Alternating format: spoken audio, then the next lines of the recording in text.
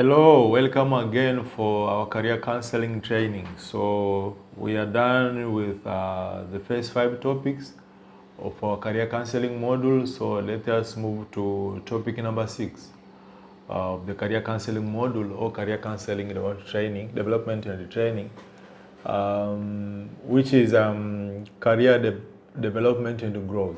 Career development and growth. So how can you develop and grow your career? So how can you develop and grow your career? So at this point, we assume, or it is certain, that you are now employed. Yeah. So remember, you applied for a job, you did the written tests, you did the oral interviews, and you are now employed. Yeah. You are now employed. You got the employment contract, you have signed the employment contract, you have signed the job description, you have signed the company policies and the other document. Yeah.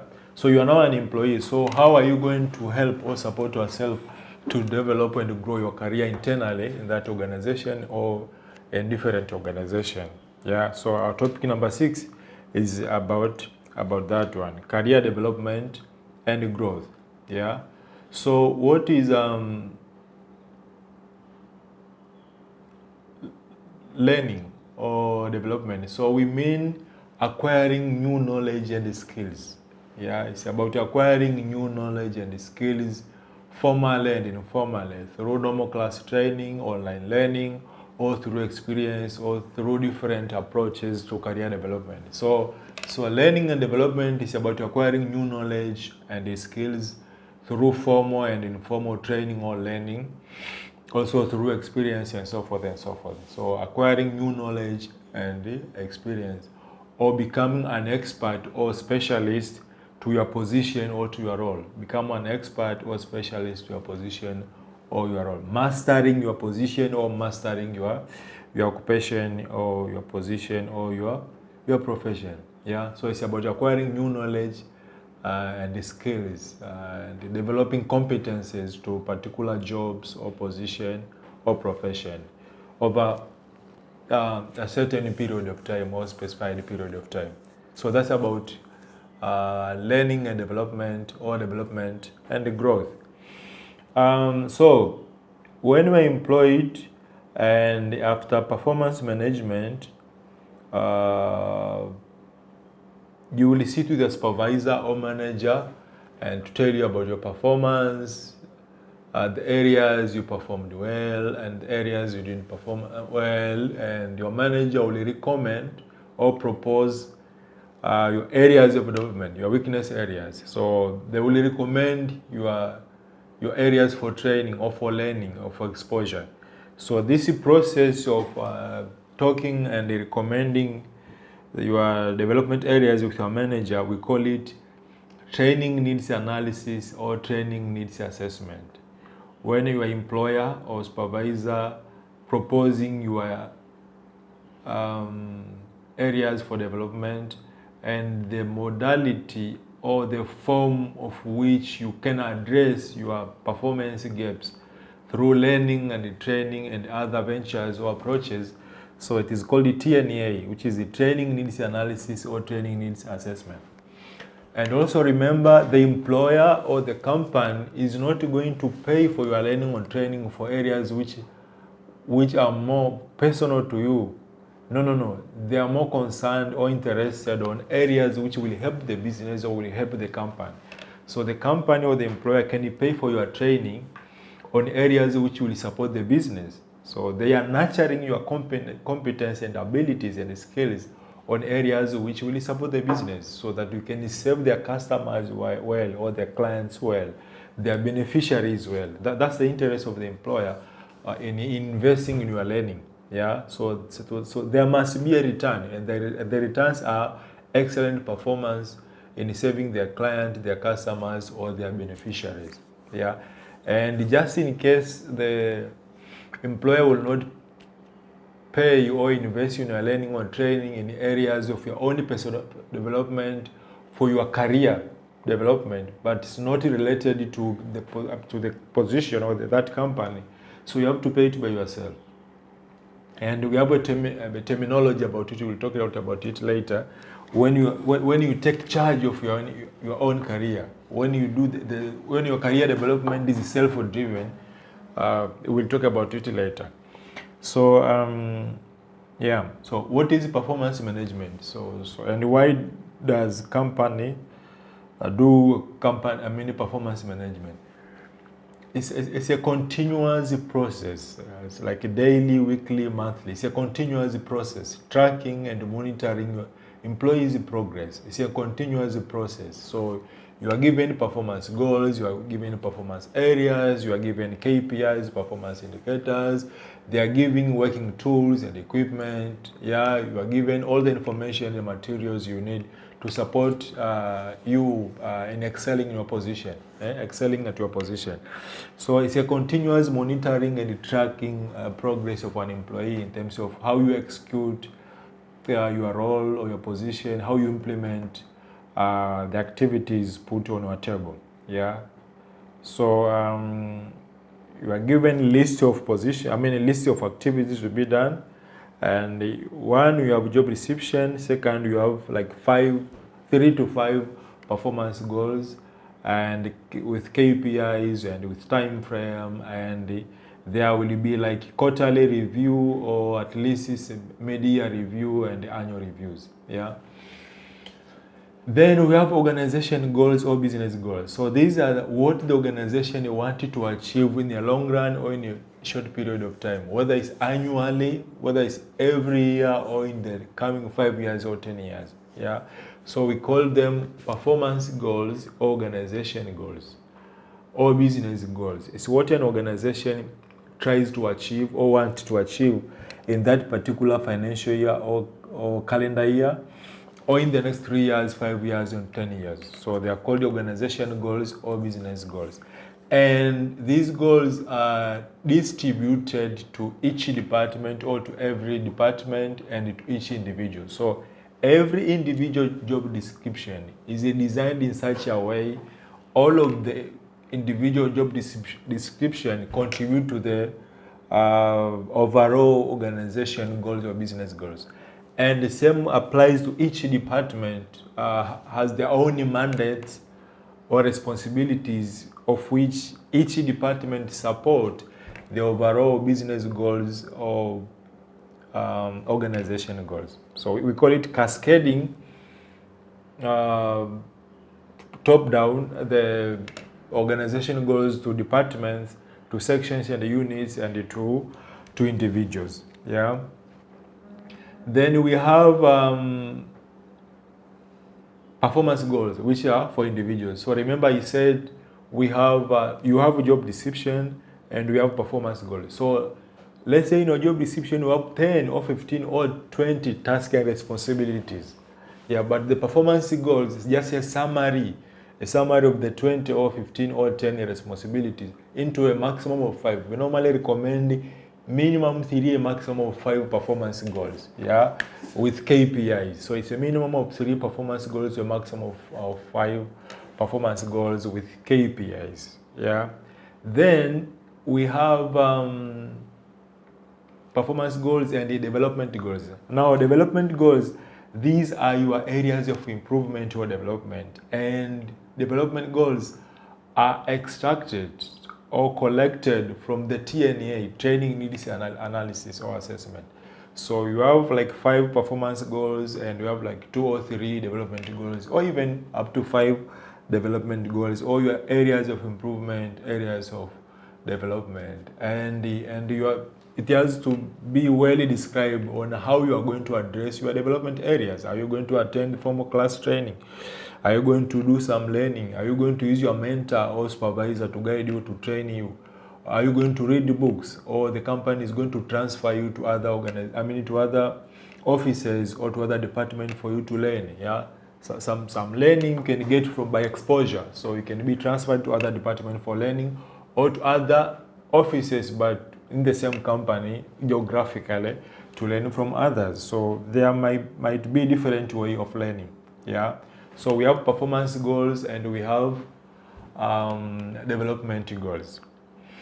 Okay, also I shared with you initially about career. So I said career is your job, career is the occupation, career is your profession, and career is whatever business you do over a long period of time, um, socially, economically, yeah, even politically. The economic activity, the social activity you do over a long period of time in accordance to our hobbies, interests, and passions, we call them careers. Now, remember I talked about self-driven career. When you are taking charge of your own career development, it is called a self-driven career or a protean career approach. Protean career approach is a self-driven career approach whereby an employee or an individual take charge of your own career development. You are not only relying on or depending on support from your employer, but you also take charge to develop and grow your own career. It is called the protean approach. Okay. Well, we also say career is boundaryless. Boundaryless career meaning you can work, you are not forced to work only in one geographical area, you are not forced to work only in one company organization, but you can move from different companies or different organizations, from one company to another, from one organization to another. We can also work from one region to another, from one city to another, or from one country to another. So we call it career is boundaryless, means there are no boundaries, there are no limits, there are no demarcations. Yeah, you can work wherever you want. So you can develop your career wherever. So what is a career development planning? Career development planning or individual development plan, IDP, or career development plan is CDP. Yeah. So here you do one, you make a list of the areas of your areas of improvement or areas of development. Second, you make a list of the resources needed to support your career development. And the third, you do the reality check. You compare the list of your areas of improvement against the available resources. We call it to do a reality check. So one, self-assessment about the areas of development and the resources available. Second, you do the reality check. You compare the resources available vis-a-vis your areas of improvement. And the fourth, you make a decision now on which goals you can, which development goals you can work on them in this year or in the coming few months against the available resources. Let's say you have 5 development areas, but the resources you have can only support 2 or 3 development areas. So you're going to postpone 2 or 3 development areas next year or for the coming 2 years because you are limited in terms of resources. So that's a reality check. So I have 5 development areas, but I have only few resources to support me in my 2 or 3 development areas. So you have to make goals. I'm going to develop these 3 development areas by using this resource, and the remaining 2 maybe next year. And the last, come with an action plan. And an action plan is a framework or a chart explaining or describing the how you are going to execute the goal. So, and an action plan has 5 areas or steps. 1, the list of goals, performance goals or development goals, or long-term or short-term goals. Second, activities or tasks to be performed to each job, to each goal.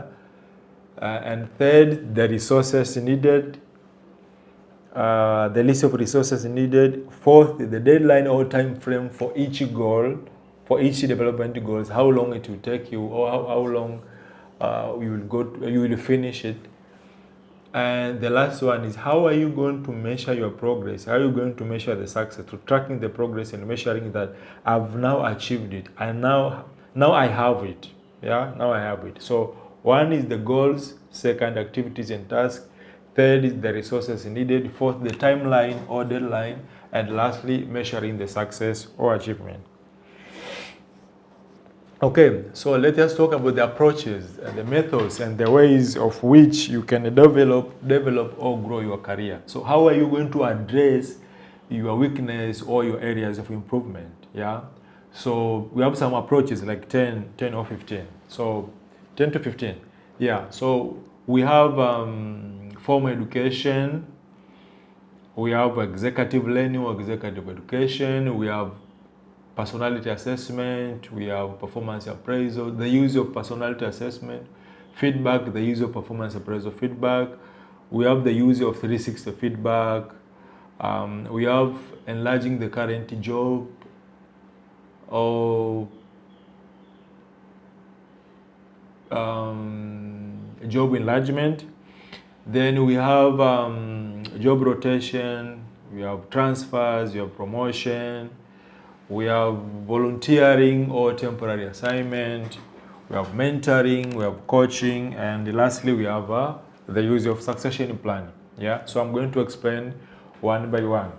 So formal education, so you don't have a diploma but you need it, go for diploma. Go and study diploma in whatever discipline or profession. Then you don't have a bachelor degree, go for it. Yeah, you don't have a postgraduate diploma, go for it. Yeah, so that's formal learning or formal education.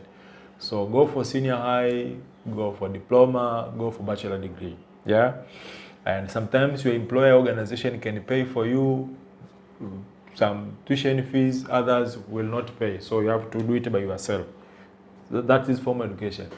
Second is executive learning. So executive learning is about postgraduate diploma, it's about master's degree, it's about PhD, yeah, philosophical doctorate, yeah. Or executive learning is about you go for short courses on learning, on leading or leadership and management. So leadership skills or management skills, master's degree and PhD, yeah. So we call it executive learning or executive education. Again, personality assessment. You do personality tests. Yeah, remember we have the MBTI, the 16 dimension of personality. We have the 6 personality according to the 6. All the professors about the doers, the thinkers, the persuaders, the helpers, the organizers. Yeah. Those ones, the creators and so forth. So do personality assessment to understand, to identify your strength and weakness and your potential to be a leader, a manager. Also, just to raise general awareness, get to understand yourself better by using the personality assessment feedback. So it's about your strength and weakness, it's about your potential to become a leader or a manager, and also general awareness about yourself. Yeah, so you can use this feedback to develop or to grow yourselves. Yeah, also the use of MBTIs, the Myers and the Briggs type indicators, 16 dimensions, yeah, of personalities. So you can just assess yourself against the MBTIs and get to know how will you act, how will you react to some problems. So how will you solve problems? How will you make a decision as a leader, yeah, or as a profession? So we have like introvert and extrovert, we have sensing, feeling, intuition, perceiving, judging, yeah. Those, the 16 dimensions under MBTI. So just do testing or analyze yourself against the MBTI type indicator of personality. Then the 360 feedback. Remember, you can do performance appraisal of your manager or supervisor, but also your manager can do 360 feedback about you. And what is it? So it is called 360 because of the circle. So, and the circle you can divide it into 4 equal parts, and each quadrant has, or each part of the circle has 90 degrees. So at the top, it's about the people above you or even above your manager. We're talking about the senior managers and directors. Yeah. Then below you, these are the people you manage or you supervise. Then on your left, your colleague, your team members, and on your right hand, the people you serve, your clients, your supervisors, yeah, also the suppliers and vendors. Yeah. So your manager can ask all of these 4 areas, 4 parts about you. So what are your behavior, your attitude, how do you communicate, how do you socialize with them? Yeah, your time management, your attitude, yeah.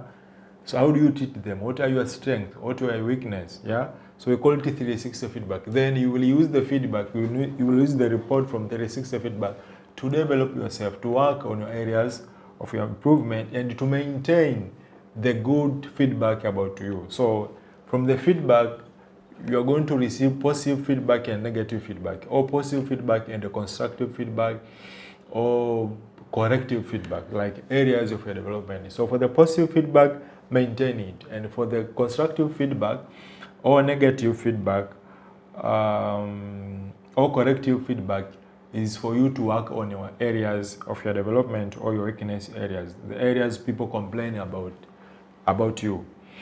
Then we have learning through experience, learning from experience. So when you will working in your position for 2 years, 3 years, you become a specialist. You master the position or you master the job. Yeah. So learning from experience, you grow your career by doing the same thing over a quite long period of time. So you become a specialist. We call it subject matter specialist, or you master the position, or you become an expert in that role or position. Yeah. So we can grow our career through experience. So sometimes, or most of the time, it is not wise to work in a position just for 1 year, then you leave. You leave a company in 1 year, or you leave the position just in 1 year. At least 2 to 3 years. Yeah. So you experience a lot of challenges. The 3 years or 2 years will give you enough time to experience a lot of challenges, ups and downs about that position. Yeah. Because maybe some challenges you may not experience them just within 1 year. Yeah. Or maybe you are not going to do everything, the entire circle of that position. Yeah. Maybe a complete circle of that role or position is within 24 months or 36 months. Yeah. So learning from experience. Another approach is enlarging the current job, or job enlargement. And it means your manager or supervisor has seen your ability to perform, and they realize the previous given performance goals, they were less comparing to your ability. Yeah. It is like you were underutilized. Yeah. So they are not going to change your job, they are not going to change your position, but they are going to add more responsibilities and your task to your current job or position. So we call it job enlargement. And so you will develop your career, or you will grow career-wise through the added responsibility. They add more challenges. They add more problems to your position, so that you can use your potential to the maximum. You can use your ability to the maximum in that position. So we call it enlarging your current job, and you will learn from the added responsibility. You learn more skills, new skills. You develop competences when you do more responsibilities. Another approach to career development is job rotation and lateral moves. Job rotation and lateral moves. Let me give you an example. Job rotation is like this. Let's say you are a bank officer. Yeah, you are a bank officer, and as a bank officer, you will be assigned to work at a front desk. Yeah, at the front desk as a customer care desk, or as a cashier. So the front desk as a customer care or person, or as a cashier. So you will work at that position. You are a bank officer, but you work as a cashier or a front desk as a customer care person. So you can work in that position for 3 months or 6 months or a year. Then your job is not going to be changed, but you will be assigned to work at the back office. You are a bank officer, but you are working at the back office, and there you will be doing some reconciliations, counting of checks and the cash at hand, do some reporting, do some analysis. Yeah. So within 2 to 3 years, you become an expert. You understand the entire circle of the banking activities or banking business. Yeah. So 1 year or 6 months you work at the front desk, or as a customer care or as a cashier. Then the second 6 months or the other year, you will be assigned to work at the back office to do some reconciliation, some analysis, and some reporting. Yeah. Or tracking some transaction, like they call it, do some forensic, yeah, monitoring the Anti-Money Laundering Act from the system, yeah. So after 2 or 3 years, you get to understand the banking system. So that's, you learn the job rotation, they give you an opportunity to learn more. Then we have another approach, like temporary assignment or volunteering. Sometimes you may find yourself idle. You don't have a lot of tasks on your table. You don't have a lot of things to do to your position in that particular day or work, so or week. So you can ask your friend or colleague or manager, do you guys have anything for me? I'm a bit idle and I wish to help you on something. Yeah. So others will share with you from their table, like in the responsibilities and the tasks. Yeah. So you can learn, or you can grow your career, you can acquire new knowledge and skills, or developing your competence by helping others, by volunteering to do the work of others. But also your manager can assign you temporarily to work in other departments, to work others. Yeah, so you can learn by temporarily volunteering to support others, or when you are assigned by your manager, please go and help them for 1 week or for 1 month and come back. But sometimes you have the so-called secondment. Yeah, you can be deployed by your organization or company to a different office geographically, but it is still part of the company. Yeah, go and help them in that branch. Go and work there for a few days. Go and help the new client there. Yeah, so you can learn from the secondment again. Yes, it's the same position, the same role, but you are going to meet new faces, new people, so new challenges and new experience. Again, transfers. When you are transferred for good in other location, offices, then you are going to learn new things, new people, new challenges. So it's part of developing and growing a career. Another approach is through promotion. Through promotion. So promotion means additional responsibility and the salary increment. So you are going to be paid more than in your previous job, but also with additional responsibilities, more responsibility to your position. So you are an officer, you are now a senior officer. You are an officer, you are now a manager. So more responsibilities, but also more money or more salary. Yeah. So you will learn when you are promoted. You learn more. You will develop your skills and competences by the additional responsibility, the seniority. Yeah. You learn more when you have a senior position. Okay, mentoring. So what is mentoring?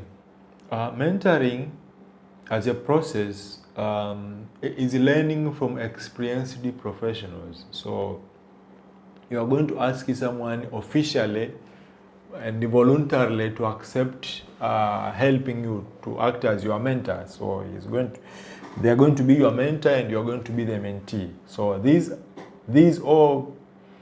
are the people who are more experienced than you. They are more senior than you. So you ask them to voluntarily to accept to be your official mentor. Yeah, so the most important, they have to be experienced than you, senior than you. Second, coming from the same profession, same occupation. Yeah, and third, they know better than you. They have what you are looking for. They understand what you are looking for. So you ask them to guide you professionally in that career or in that profession, in that occupation. So they have to be experienced than you, they have to come from the same profession or occupation, and they have to know, they need to have what you are looking for, the kind of support you need. You make sure they know they have it, so you will get it from them. Yeah. So they will give you career support, psychosocial support, yeah, support your skills development, increase your chances for promotion, increase your chances for salary increase, and also increase your chances to have organization influence. Yeah. through their mentoring support. So they support you, they help you, they guide you professionally. Yeah. Then how can you ensure you have an effective mentoring program? Yeah. One, as I said, carefully select the mentor. Make sure they're experienced than you, they know more than you, and they have what you are looking for. Yeah. Then second, agree how many times you are going to meet, time of contact, how many times in a year you are going to meet. Once quarterly or once every month, yeah, or twice every year. Yeah. Then third, agree on areas, specific areas of support. Agree on specific areas of support. So which areas they are going to help you or to support you. Also, you have to ensure if they were your friends before, by becoming the mentor, your mentor, it is not going to stop the normal friendship you had. So maintain the previous relationship, the friendly relationship you had before. Yeah. And also clarify roles and expectations. So what you will expect from them, from your mentor, and what your mentor will expect from you. So the most important is the calendar, the schedule for meeting, areas of discussion or support, and expectation and the roles from the mentor and the mentee, and encourage normal relationship of friendly relationship to continue. So it's not that when someone becomes your mentor, then they become like your parents. No. Just continue the friendly relationship. Yeah. So that's about mentoring. Then coaching. So coaching, and I'm not referring to football coaching or sport coaching, and also I'm not referring to those general career coach we see from social media, like from YouTube. I'm not referring to inspirational speakers or motivational speakers. No, the coaching I'm referring to, these are internal coaches from your employment, from your company. Yeah, when you're employed, so your supervisor or manager can be your coach, or your colleague in the same department who you found them here, they can be your coach.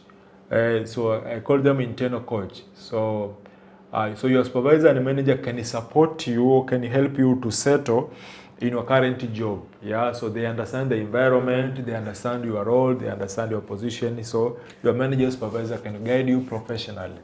Yeah, but also your colleague, the colleague in the same department can support you, can help you to settle in your position. Yeah, so this is how we work here. This is what is expected from you. These are the working environment. You have any problem or needs, finance department is there, IT department is there.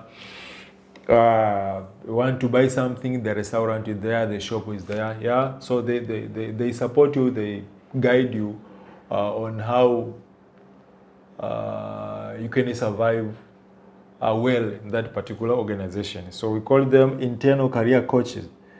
Yeah, your manager, supervisor, or your colleague.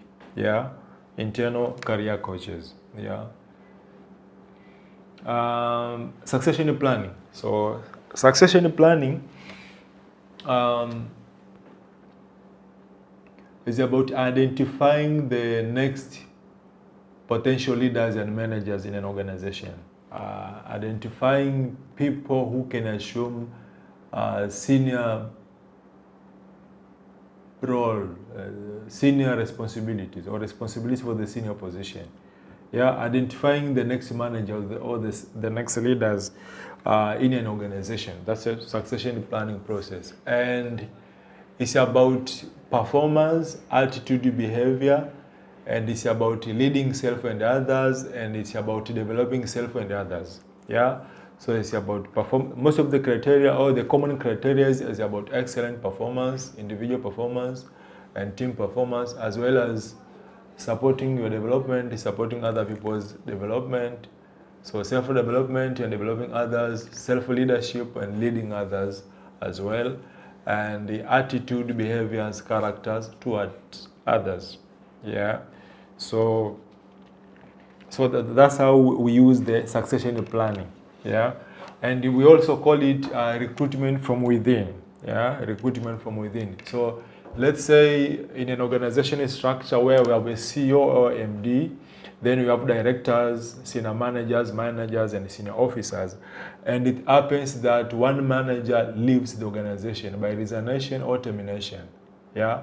So the organization is not going to advertise that position to the public. Yeah.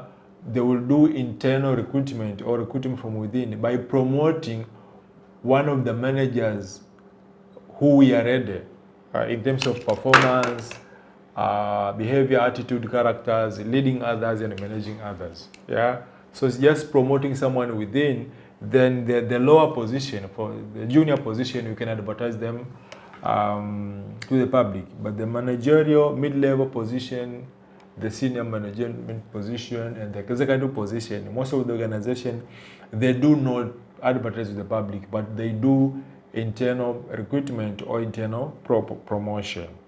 Yeah, and the advantage is you maintain the spirit and the pace of the performance of the organization. You maintain the organization memory. Yeah, because when you promote someone, they are not going to learn how to work and to live there. They're not going to learn the policy. They understand the working environment. It's a question about assuming the responsibility of the new position only. But when you bring in a new manager or director, so you are going to delay the pace or the progress of the organization because they need time to adapt, they need time to learn, to understand the policies, the procedures, the culture, you see. The communication is silent and everything. So it is going to delay for sometimes the pace of the performance of the organization. So that's why most of the organization prefers internal promotion. But also, it is expensive to recruit from outside because if we just promoting someone internally, the salary increment is in terms of percentage. But if you are going to take someone externally, then maybe expectation in terms of salary can be very high and costful. Yeah. Then we have 9-box grid approach. It also supports the succession planning chart. Yeah.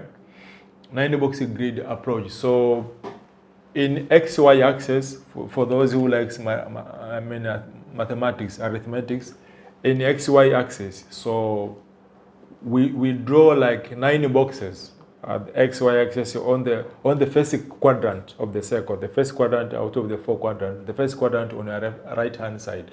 So we put 9 boxes there. So on your left is a performance, and the bottom, from the middle to the right at the bottom, we put the potential to become a manager or a leader. So on your left is the center of the circle or XY axis. We put 0 as the low performance and the low potential of becoming a manager. And at the top is high performance. And at the right side, the end of the right side of the x-axis, we put potential to become a manager or a leader. Yeah. So we put the numbers. So we divide the 9 boxes into number 1, poor employee. Number 2, from the potential to be a leader, yeah, at the bottom. So poor employee, then inconsistent employee, and the potential to be a manager, but they have poor performance. Then above, from the left to right, we have a strong contributor, core employee, and rising star. Yeah, so 1, 2, 3, 4, 5, and 6. Then from the top on the performance, moving forward to the potential to become a leader or manager. So we have technical or subject matter specialist or expert, then agile non-performer, and lastly is a star. Yeah, high performance, high possibility of become a manager. We call them stars. Yeah, so the organization can promote or can support development of core employee or rising star or agile non-performer and the stars to assume responsibility of the senior position, because at least they have good performance and they have shown potential of being a leader or a manager. So we are using the 9-box grid approach. Now, I will pose a question to you. Do you think it is wise for an organization to share the succession plan feedback to employees? Or do you think the organization can share to the public or to individual employees where they are put or they are placed under the 9-box grid? Yeah, yes or no? Okay, maybe yes for those who are favored, for those who are potentially placed to be a manager or supervisors. But it is no for those who are not favored by the succession plan or by the 9-box grid approach, because they will be demoralized, they will be demotivated, they will be discouraged. Yeah, they may perform poorly. They may sabotage the organization, or they may decide to leave. So overall, we do not share the succession plan feedback or report. We do not share with the employees where they are placed in the 9-box grid approach or report. The information is kept confidential to senior managers or senior management team and the HR department, the human resource department only. Yeah. Okay, then we have onboarding and induction of new employees. Onboarding and induction of a new employee. So here we put, it's a trial period when someone has joined the company. No, I'm sorry. So onboarding is a period of supporting new hires to settle in their position. Yeah, onboarding and induction of new employees. It's a period of a new hire to familiarize themselves with the organization, with the company, with the working environment, with all the people around them.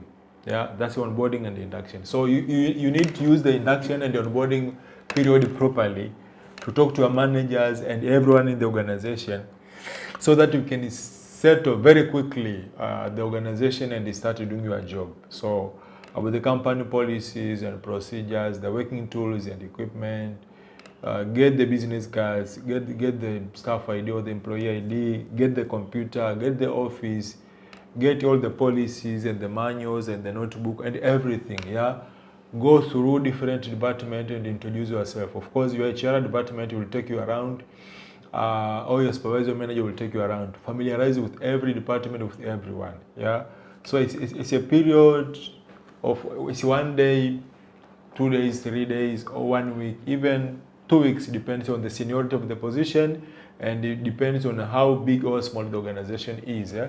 So to familiarize with yourself with the working environment and tools and equipment before you settle to do your job. But it's also a period to agree with your manager on your performance areas, especially for the probation period. So get to understand and agree with your manager on your performance areas during the probation period. So which areas they will assess you at the end of your probation period. And lastly is the probation period. Yeah, so probation period. So probation period is now a trial period. It's a period to measure how to test the job fit, if the employee fits for the position. So in terms of performance, working attitude, in terms of culture. Yeah, it's a trial period. Probation period is a trial period, and it depends on the life of the contract, how long or short the contract is. So the probation period can be for 1 month, it can be for 3 months, it can be for 6 months, and it can be up to a year, 1 year maximum, or 12 months. So let's say if your contract for 1 year, some organization will give you probation for 1 month to 3 months. But it is not wise to give someone probation period of 6 months if the contract is for 1 year. It does not make sense. Yeah. Then, so if you 1 year contract, then at least 1 month probation or 3 months probation. Then if your contract is more than 1 month, let's say 2 months, 2 years, 3 years or more. So most of the organizations, they will give you 6 months probation. And when it's 3 years or more, and especially for senior position like CEO or MD, I have seen before where I was once employed, the country director or the CEO had a probation period of 1 year because their contract is 3 years or 5 years, but it also depends on the seniority of the position, the risk of the position, the kind of decision they make in that table, in that chair. So their probation period was 1 year for 3 years contract or 1 year for 5 years contract. So the probation period depends on how long or short is your employment contract. So the things to observe during the probation period, one is to agree with your manager on your areas of performance and the expectation of the employer or the company from you. So make sure you perform very well at your job, at your position. Communication is nice or is good. Teamwork, aptitude, behavior, characters. Go extra miles to show your ability and your talent and your gift to the company, to the employer, so that they can confirm you to the position after 3 months or after 1 month, after 6 months. Yeah. And during probation period, remember, some organization will not offer you some benefits and allowances. You will only receive salaries, but some benefits and allowances you will not receive. And also remember, when you are on probation, you're not going on leave. So right after, once you are confirmed, after the end of the probation period, then you can access all the benefits and allowances, including annual leave.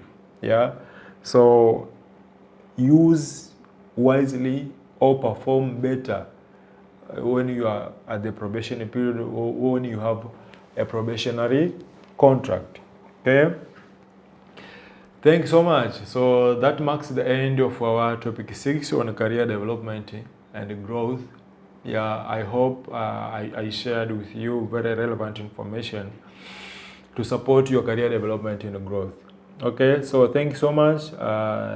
Get ready for the last topic in career counseling or career development training, which is managing career change and transformation. How can you manage your career change and transformation? Thank you so much and goodbye.